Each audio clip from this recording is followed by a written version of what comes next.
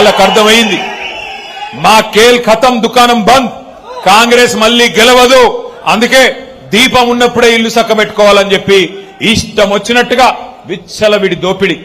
ఒకటి కాదు రెండు కాదు. మీ బాంబుల మంత్రి గురించి చెప్పాలంటే పొంగులేటి కాదు, ఆయన పేరు బాంబులేటే. ఆయన గురించి చెప్పాలంటే ఎంత సంపాదించాడంటే ఆ నోట్లు లెక్కబెట్టే మెషిన్లు ఉంటాయి చూడు, నోట్లు లెక్కబెట్టే మెషిన్లు కూడా అలసిపోయేంత అక్రమ సంపాదన మీ మంత్రి గారు. ఒకటి కాదు రెండు కాదు, తెగించినాడు. నేనేదో ఊరికే చెప్పడం లేదు. ఇప్పుడే ఒక చిన్న వీడియో కూడా మీకోసం తెచ్చినా, ఆ వీడియో కూడా మీకు చూపెడతా. పొంగులేటి గారి అవినీతికి సంబంధించిన వీడియో వేయాలమ్మా.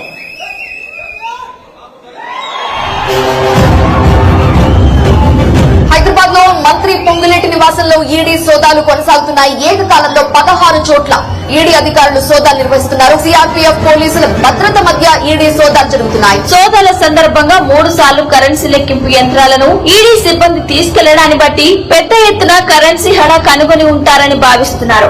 పొంగులేటి కుటుంబ సభ్యుల ఇళ్లలో కూడా సోదాలు నిర్వహిస్తున్నారు అధికారులు. పొంగులేటి సోదరుడు, ఆయన కుమారుడు, ఆయన కూతురు ఇళ్లలో కూడా సోదాలు చేస్తున్నారు ఈడీ అధికారులు. రాయదుర్గం రాఘవ కన్స్ట్రక్షన్స్ కార్యాలయంలో తనిఖీలు చేపట్టారు. హిమాయత్ సాగర్ లోని కూడా ఈడీ అధికారులు తనిఖీలు చేస్తున్నారు.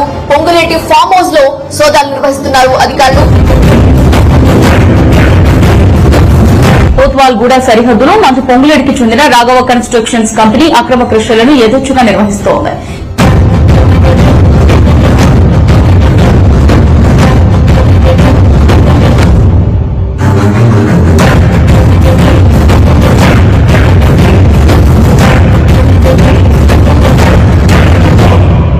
బ్రేకింగ్ చూస్తున్న మంత్రి పొంగులేటి శ్రీనివాస్ రెడ్డికి హైడ్రా అధికారులు షాక్ ఇచ్చారు.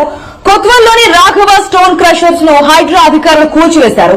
అనుమతులు లేకుండా కొంతకాలంగా దీన్ని నడుపుతున్నట్లుగా అధికారులు గుర్తించారు. రాఘవ కన్స్ట్రక్షన్ కు చెందిన స్టోన్ క్రషర్స్ ను హైడ్రా నేలమట్టం చేసింది. మైనింగ్ పొల్యూషన్ అధికారుల ఫిర్యాదుతో అధికారులు చర్యలు తీసుకున్నారు.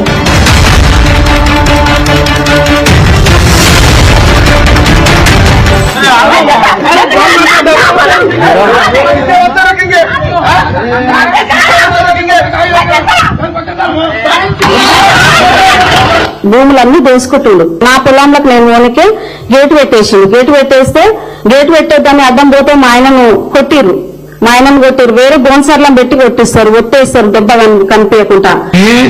జూన్ లో he brought mister Ponguleti Harsha Reddy మా ఇంటికి తెచ్చిందండి. ఒక వీక్ 2 వీక్స్ తర్వాత he brought his father, Sri Ponguletti Srinivas Reddy, to our house, residence. Courtesy call or whatever you say. It was introduction clause, but Mako later on tells in intimidating. Later on, it was a fear psychosis, Mamila. ఒక రాత్రి 30th కు 29th knight of October మాకు information ఇస్తా ఇక్కడ చాలా 6-7 JCB వచ్చినాయి. రాత్రి మనం ఫ్యామిలీ ఇంటిలో ఉన్నాయి. బ్రేకప్ చేస్తేనే మా స్టాఫ్ కు భయం పెట్టి అందర్ they flood and held inside the farm. ఆయన భూమి మా చుట్టూ మొత్తం ల్యాండ్ కు జేసీబీతో గుల్లగొట్టినాయి. We were helpless. అసెంబ్లీలో కూడా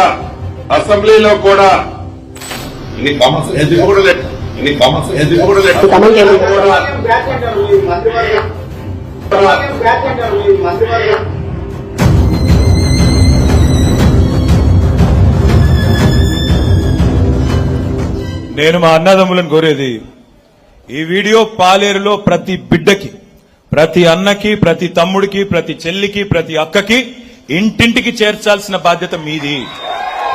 ఇందుకేనా పాలేరు ప్రజలు గెలిపించింది మిమ్మల్ని?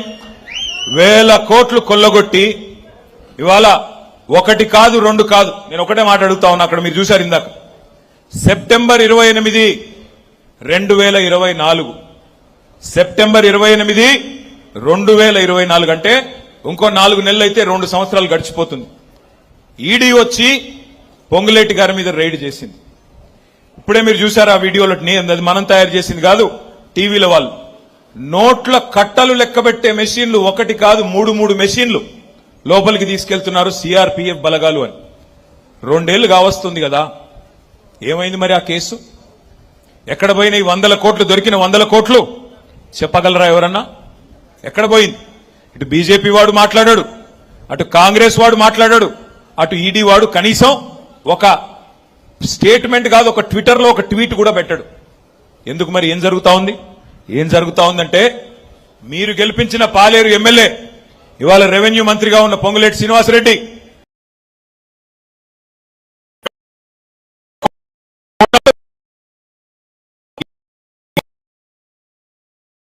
నేనేదో నిరాధారంగా ఆరోపణ చేయట్లేదు, కావాలంటే ఆధారాలతో సహా ఇవాళ నేను అడుగుతా ఉన్నా పొంగులేటి శ్రీనివాసరెడ్డిని, అట్లాగే ఇవాళ ఈడీని నడుపుతున్న కేంద్ర ప్రభుత్వాన్ని, ఏ కారణం చేత 2 ఏళ్లైనా ఎందుకు మరి ఆ రైడ్ మీద ఒక్కటంటే ఒక్క స్టేట్మెంట్ కూడా బయటికి రాలేదు? ఎందుకు మంత్రి గారి మీద కేసు పెట్టలేదు? ఏంటి మీ లాలూచి అని నేను అడుగుతా ఉన్నా.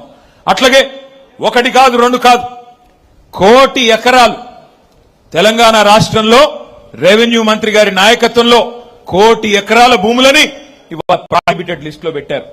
22A కింద పెట్టి లేని ఆంక్షలు పెట్టి పిలిచి బెదిరించి భూ యజమానులను 20% నుంచి 30% భూములు రాయించుకొని నికృష్టమైన పనులు చేస్తా ఉన్నాడు ఇవాళ ఇక్కడి నుంచి గెలిచిన పాలేరు ఎమ్మెల్యే గారు. ఇదేదో నేను ఆయనతోనేదో ఆయన మీద కోపంతోనో ఇంకో దాంతో చెప్పట్లేదు. ఆయన మొన్నటిదాకా మనతోనే ఉన్నాడు కదా, ఆయన మీద నాకేం కోపం ఉంటుంది.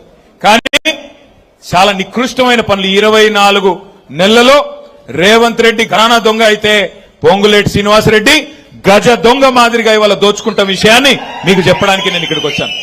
నేను ఒకటే అడుగుతా ఉన్నా మిమ్మల్ని, ఇవాళ రేపు మన పిల్లలు ఎంత ఫాస్ట్గా ఉన్నారు. ట్రైలర్ చూస్తేనే చెప్తున్నారు సినిమా హిట్టా ఫట్టా. అట్లాంటిది ఇక్కడ ఇంటర్వెల్ అయిపోయింది కదా, ఇంటర్వెల్ ఫస్ట్ హాఫ్ మొత్తం డిజాస్టరే కదా. ఏమన్నా ఉందా? 2.5 ఏళ్లలో పీకింది ఏమన్నా సాధించింది ఉందా? అటర్ ఫ్లాప్ సినిమాకు అర్ధశత దినోత్సవం అన్నట్టు ఇలా పోజులు కొడతా ఉన్నాడు పొంగులేటి శ్రీనివాసరెడ్డి. ఇంకొక వీడియో కూడా నేను మీకు చూపెడతా. ఈయన డైలాగులు, ఈయన అహంభావం చూశారు కదా. బీసీ మంత్రుల్ని కొండా సురేఖ గారిని మాట్లాడనీయకుండా మైకు కట్టేయడం, పక్కనే ఉండే వాకిటి శ్రీహరి మంత్రి గారి మీద కాగితాలు ఇసిరేయడం. ఎంత అహంకారం కాకపోతే సాటి మంత్రులు, సాటి ఎమ్మెల్యేలు వారు కూడా మీతో పాటు ప్రజల చేత ఎన్నుకోబడ్డ వాళ్ళు అట్లా చేయవచ్చునా? అంత అహంకారం. అధికారులను పట్టుకొని, కలెక్టర్లను పట్టుకొని నీకు సెన్స్ ఉందా అంటున్నాడు. నేను అడుగుతా ఉన్నా, నీకుందా సెన్సు?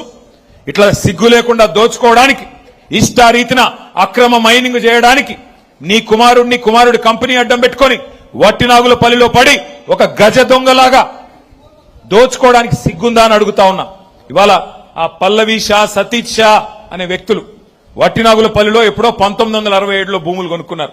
వాళ్ళ మీద పడి ముసుగులేసుకొని నువ్వు పంపిన కిరాయి మూకలు ఇవాళ వాళ్ళ మీద ప్రాణాంతకమైన దాడి చేసిన మాట వాస్తవం కాదా? ఎఫ్ఐఆర్ చేస్తే ఒక నిజాయితీ గల పోలీస్ అధికారి హబీబుల్లా ఖాన్ అని ఆయన తెల్లారి వరకే ట్రాన్స్ఫర్ చేసిన మాట వాస్తవం కాదా? ఏది వాస్తవాలు కాదు పొంగులేటి గారు? మీ అన్యాయాలు, మీ అక్రమాలు, మీ అహంకారం ప్రజలు చూడట్లేదు అనుకుంటా ఉన్నారా? అందుకే నేను అంటా ఉన్నా, తప్పకుండా నాకైతే విశ్వాసం ఉంది, పాలేరులో ఎన్నిక ఎప్పుడు వచ్చినా ఎగిరేది గులాబీ జెండా మాత్రమే. ఈయన గారి మాటలు ఈయన హౌసింగ్ శాఖ మంత్రి కూడా ఏం మాటలు చెప్పాడో హౌసింగ్ మంత్రిగా ఒకసారి వినండి. ఈ రాబోయే 3.5 సంవత్సరాల్లో తల తాకట్టు పెట్టైన 20 లక్షల ఇళ్లు ఈ రాష్ట్రంలో కట్టిస్తాము. 20 లక్షల ఇళ్లు ఇచ్చిన తర్వాతనే మళ్లీ అసెంబ్లీ ఎన్నికల్లో మీ గుమ్మానికి వచ్చి ఓటు అడుగుతాము. 20 లక్షల ఇళ్లు కట్టిస్తాము, కట్టించినాకనే మీ గుమ్మానికి వచ్చి ఓట్లు అడుగుతాం. సగం సినిమా అయిపోయింది కదా. మరి కట్టాడా 10 లక్షల ఇళ్లు? దమ్ముందా పొంగులేటి గారు? 20 లక్షల ఇండ్లు కడితేనే ఓటు అడుగుతా అన్నావు కదా, ఆ మాట మీద నిలబడే సత్తా ఉందా అని నేను పాలేరు వేదికగా అడుగుతా ఉన్నా. దమ్ముంటే స్పందించమని చెప్పి కోరుతా ఉన్నా. 20 లక్షల ఇండ్లు కడతా అని చెప్పి చెప్పాడు. మరి 20 లక్షల ఇండ్లు ఆయన రాఘవ కన్స్ట్రక్షన్ కడుతుందో లేకపోతే ఈయన గారు కడతారో ప్రభుత్వం కడతాదో నాకైతే తెలియదు. ఎందుకంటే హైదరాబాద్ లో ఎక్కడ చూసినా భూములు లాక్కోవడం, నడుస్తున్న ప్రాజెక్టులు లాక్కోవడం. మరి ఆ 20 లక్షల ఇండ్లు ఏమన్నా సొంత